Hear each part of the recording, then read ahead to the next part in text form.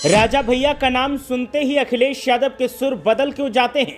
एक बार फिर भरी प्रेस वार्ता में राजा भैया का नाम जैसे ही लिया गया, अखिलेश यादव ने ऐसा जवाब दिया कि लखनऊ से कुंडा तक सनसनी फैल गई। इधर राजा भैया के नाम पर सपा चीफ के सपाट जवाब ने तहलका मचाया, तो उधर 2027 के समीकरणों में नया मोड़ आया। अखिलेश यादव ने आखिर ऐसा क्यों कहा, इसके पीछे की कहानी आपको हक्का बक्का कर देगी। प्रतापगढ़ की सियासत में इस बयान और इस रुख से बहुत कुछ बदल सकता है और अखिलेश यादव को इसका माइलेज भी मिल सकता है। आखिर ये टकराव किस बात को लेकर है और आखिर क्यों एक दूसरे के नाम से चिढ़ते हैं सपा चीफ और राजा भैया। ने तस्वीर की पहलगाम की घटना को लेकर राजा भैया ने टूरिज्म को बाइकाट कर हमारा कोई परिचय उनसे नहीं है। हमारा कोई परिचय उनसे नहीं है।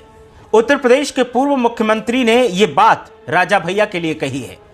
राजा भैया कुंडा से विधायक हैं और अखिलेश यादव की सरकार में मंत्री भी रह चुके हैं।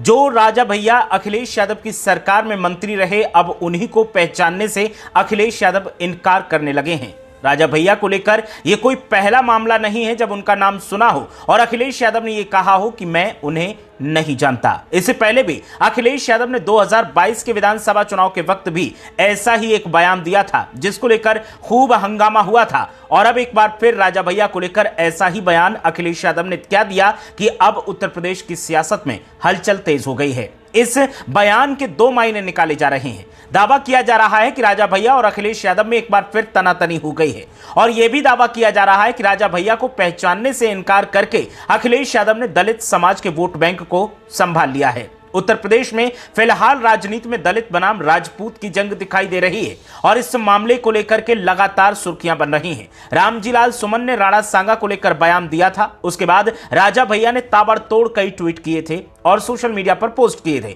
उन पोस्ट में कभी उन्होंने अखिलेश यादव तो कभी समाजवादी पार्टी और कभी रामजीलाल सुमन को लेकर कई बातें कही थी। करणी सेना के समर्थन में राजा भैया ने तमाम बातें कही थी और यही वजह है कि अब अखिलेश यादव राजा भैया को पहचानने से इनकार कर रहे हैं। सियासी जानकारों का कहना है कि अखिलेश यादव ने राजा भैया को पहचानने से इनकार करके साफ कर दिया है कि वो दलितों की राजनीति को फिलहाल हवा दे रहे हैं और दलितों की राजनीति ही करते रहेंगे, दलितों की आवाज को बुलंद करते रहेंगे और उनके खिलाफ जो कोई भी बोलेगा उसे वो पहचानने से इनकार कर देंगे, चाहे भले ही वो राजा भैया क्यों ना हो। राजा भैया उत्तर प्रदेश की राजनीति का एक जाना माना चेहरा है। उनकी अपनी एक पार्टी है। पहले वो निर्दलीय लड़ते रहे हैं और समाजवादी पार्टी की सरकार में मंत्री भी रहे हैं। नेताजी मुलायम सिंह यादव के काफी करीबी माने जाते हैं, लेकिन अखिलेश यादव के साथ उनके संबंध कभी अच्छे तो कभी खराब, कभी गर्म तो कभी नरम दिखाई दिए हैं। और यही वजह है कि एक बार फिर अखिलेश यादव ने जब से राजा भैया को पहचानने से इनकार किया है, उत्तर प्रदेश की सियासत में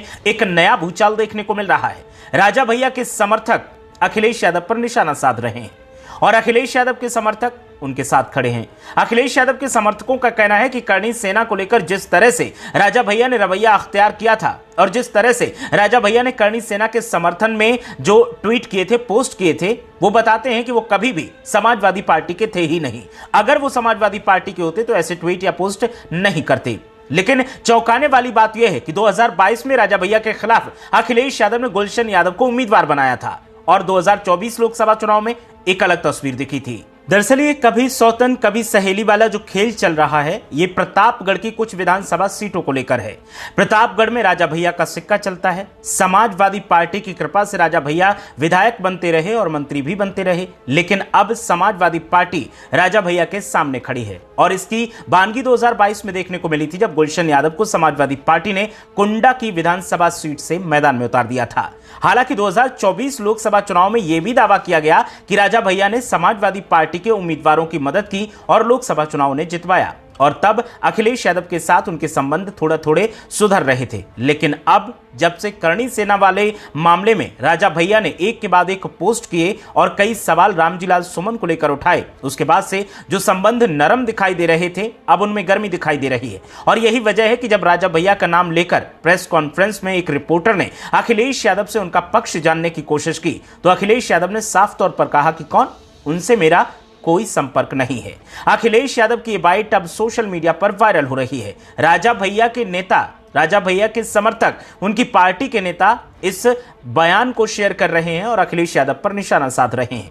अखिलेश यादव के समर्थक उनके साथ खड़े हैं। उनका कहना है कि हमारे राष्ट्रीय अध्यक्ष ने जो कहा है वो सही कहा है। पार्टी के खिलाफ कोई बोलेगा, पार्टी के किसी नेता के खिलाफ कोई बोलेगा तो उसके साथ हम कभी खड़े नहीं रहेंगे, और उसकी पहचान क्या है, हम उसे भी अनदेखा कर देंगे, इग्नोर कर देंगे। और यही वजह है कि अब लगातार उत्तर प्रदेश की सियासत में हलचल दिखाई दे रही है। सियासी जानकारों का कहना है कि दलितों की राजनीति कर रहे अखिलेश यादव के लिए ये सोशल इंजीनियरिंग का नया फॉर्मूला हो सकता है, और 2027 में इस फॉर्मूले से समाजवादी पार्टी को काफी फायदा हो सकता है।